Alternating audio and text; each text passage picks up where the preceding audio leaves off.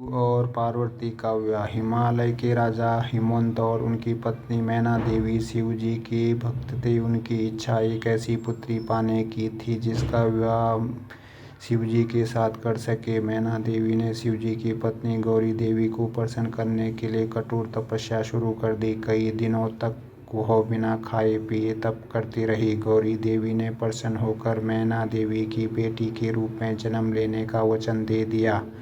गौरी देवी ने आग में कूदकर अपनी जान दे दी। इसके बाद उन्होंने मैना देवी की बेटी के रूप में जन्म लिया जिसका नाम पार्वती रखा गया। पार्वती ने जब बोलना शुरू किया तो उनके मुंह में पहला शब्द शिव ही निकला। बड़ी होकर वह बहुत सुंदर युवती बनी। इस बीच शिव जी ने अपनी पत्नी की मृत्यु से दुखी होकर लंबा ध्यान शुरू कर दिया था। हिमवंत को आशंका हो रही थी कि शायद शिव जी गहन ध्यान में होने के कारण पार्वती को पत्नी के रूप में स्वीकार न करें।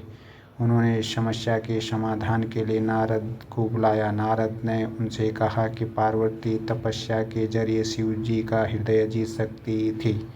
हिमवंत ने पार्वती को शिव जी के पास ही भेज दिया। पार्वती ने दिन रात उनकी पूजा और सेवा की। शिव जी पार्वती की भक्ति से बहुत प्रसन्न हुए, लेकिन उन्होंने उनकी परीक्षा लेने का निश्चय किया। उन्होंने युवा ब्राह्मण का रूप धारण किया और पार्वती के पास जाकर कहने लगे कि भिखारी की तरह रहने वाले शिव जी से विवाह करना सही नहीं होगा। पार्वती यह सुनकर बहुत क्रोधित हुई। उन्होंने स्पष्ट कह दिया कि वो शिव को छोड़कर और किसी के साथ विवाह नहीं करेंगी।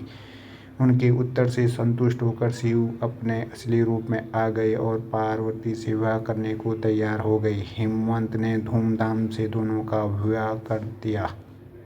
अगर कहानी आप लोगों को अच्छी लगे तो लाइक, शेयर और चैनल को सब्सक्राइब करें और बेल आइकन ज़रूर प्रेस करें ताकि अगली कहानी आप लोगों तक आसानी से पहुंच सके। धन्यवाद।